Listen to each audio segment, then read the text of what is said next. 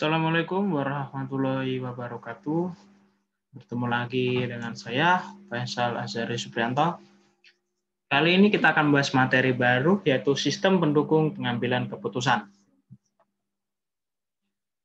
Materi yang kita bahas pertama adalah apa yang disebut dengan pembuatan keputusan. SIM atau Sistem Informasi Manajemen sebenarnya adalah sistem yang memberikan informasi untuk digunakan dalam pembuatan keputusan guna menyelesaikan masalah bagi para penggunanya. Pemecahan masalah dan pembuatan keputusan. Dalam proses penyelesaian masalah, manajer terlibat dalam pembuatan keputusan atau decision making, yaitu tindakan memilih di antara berbagai alternatif solusi pemecahan masalah. Keputusan atau decision didefinisikan sebagai tindakan dan seringkali perlu mengambil banyak keputusan dalam proses pemecahan suatu masalah saja. Fase pemecahan masalah. Fase yang pertama adalah aktivitas intelijen. Aktivitas intelijen adalah mencari di sekitar lingkungan kondisi yang harus dipecahkan. Yang kedua, aktivitas perancangan, yaitu menemukan, mengembangkan, dan menganalisis tindakan yang mungkin dilakukan. Yang ketiga, aktivitas pemilihan, yaitu memilih tindakan tertentu dari beberapa yang tersedia. Kemudian ada aktivitas pengkajian, yaitu memeriksa pilihan yang lalu. Kerangka pikiran pemecahan masalah. Dua kerangka pemikiran yang berguna untuk pemecahan masalah. Yang pertama adalah model sistem umum perusahaan. Yang kedua, model 8 elemen lingkungan. Pentingnya cara pandangan sistem. Dalam menggunakan model sistem umum dan model lingkungan sebagai dasar pemecahan masalah, kita mengambil cara pandang sistem yang memandang operasional usaha sebagai sistem yang menjadi bagian dari lingkungan yang lebih luas. Cara pandang secara sistem akan pertama adalah mencegah manajer agar tidak bingung karena kompleksitas struktur organisasi dan data pekerjaan. Yang kedua, menekankan pentingnya memiliki tujuan yang baik. Yang ketiga, menekan pentingnya semua bagian organisasi untuk bekerja sama. Yang keempat, mengangkat hubungan antara organisasi dengan lingkungannya. Yang kelima, menempatkan nilai tinggi pada informasi yang dapat dari input yang hanya dapat dicapai melalui sistem perputaran tertutup. Berikutnya, memilih solusi yang terbaik. Pemilihan solusi yang terbaik dapat dicapai dengan berbagai cara. Harry Masberg, seorang ahli teori manajemen, telah mengidentifikasikan 3 pendekatan. Pendekatan yang pertama adalah analisis. Analisis itu adalah evaluasi atas pilihan-pilihan secara sistematis, dengan mempertimbangkan konsekuensi pilihan-pilihan tersebut pada tujuan organisasi. Yang kedua ada penilaian. Penilaian itu adalah proses pemikiran yang dilakukan oleh seorang manajer. Yang ketiga ada penawaran. Penawaran adalah negosiasi antara berbagai manajer. Berikutnya adalah permasalahan versus gejala. Penting bagi kita untuk memahami perbedaan antara masalah dan gejala dari suatu masalah. Jika tidak demikian, kita dapat menghabiskan banyak waktu dan uang untuk menyelesaikan permasalahan yang salah atau suatu yang sebenarnya bukan suatu masalah. Gejala sistem adalah kondisi yang dihasilkan oleh suatu masalah. Seringkali seseorang manajer memiliki gejala dan bukanlah masalah. Berikutnya adalah struktur permasalahan. Seorang manajer dapat memahami beberapa masalah lebih baik dibandingkan dengan yang lain. Masalah mengenai berapa banyak persediaan yang harus dipesan merupakan sebuah contoh permasalahan yang dapat dipahami dengan baik oleh seorang manajer. Masalah struktur adalah masalah yang terdiri atas unsur dan hubungan antara berbagai elemen yang semuanya dipahami oleh orang yang memecahkan masalah. Masalah yang tidak struktur adalah masalah yang tidak memiliki elemen atau hubungan antara elemen yang dipahami oleh orang yang memecahkan masalah.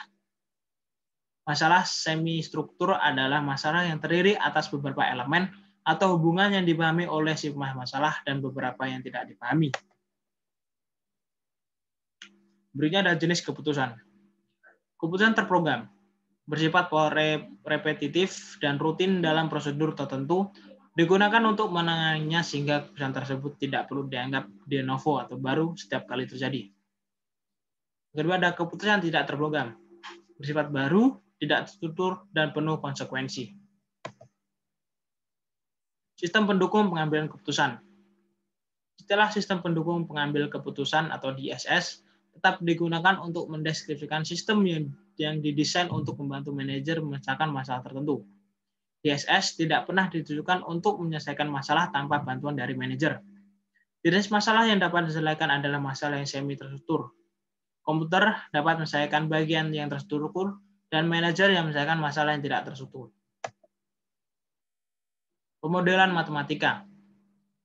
Model adalah abstraksi dari sesuatu.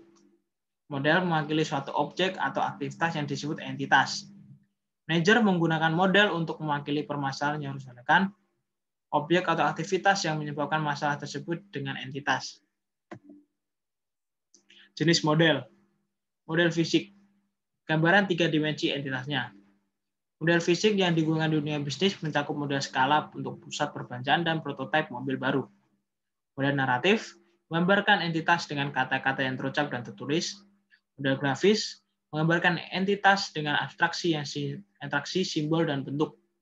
Model matematis kebanyakan model matematika yang digunakan manajer bisnis sama kompleksnya dengan yang digunakan untuk menghitung EOQ.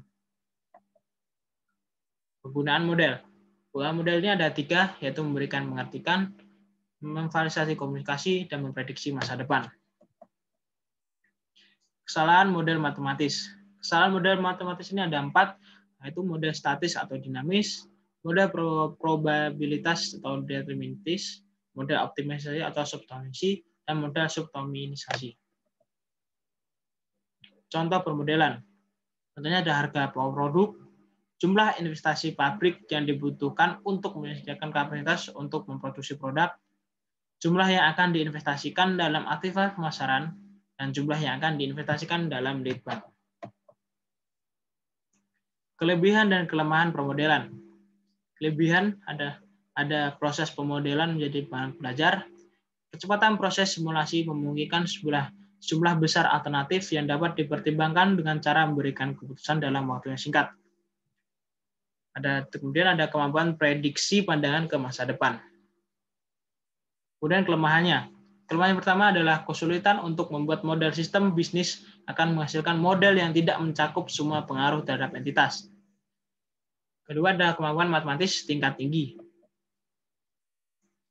Berikutnya ada sistem pendukung pengambilan keputusan kelompok. Sistem pendukung pengambilan keputusan kelompok atau Group Decision Support System adalah sistem berbasis komputer yang membantu sekelompok orang melakukan tugas atau mencapai tujuan sama dan memberikan antar muka untuk digunakan bersama. Peranturan yang digunakan dalam situasi ini diberi nama groupware. Letak lingkungan GDSS. GDSS membantu memecahkan masalah dengan cara menyediakan lokasi yang kondusif untuk komunikasi. Jika anggota bertemu pada saat yang bersamaan, maka lokasi ini disebut dengan pertukaran sinkron. Salah satu contohnya adalah pertemuan komite. Jika para anggota bertemu pada waktu yang berbeda, maka lokasi ini disebut pertukaran asinkron. Satu contohnya adalah saling berbalas komunikasi melalui email. Meletakkan DSS pada tempatnya. Telah dilihat bagaimana cakupan dukungan keputusan yang diberikan oleh DSS telah meluas dibandingkan ketika Gorey dan Scott Morton pertama kali mengutarakan ide untuk mengatasi masalah semi-struktur. Perusahaan cakupan ini merupakan saksi keberhasilan DSS. Konsep ini telah bekerja amat baik sehingga para pemegang terus memberikan fitur-fitur baru untuk ditambah. Terima kasih. Sekian yang biasa saya sampaikan. Jika ingin kalian tanyakan, bisa tulis saja di kolom komentar. Sekian yang bisa saya sampaikan. Terima kasih. Wassalamualaikum warahmatullahi wabarakatuh.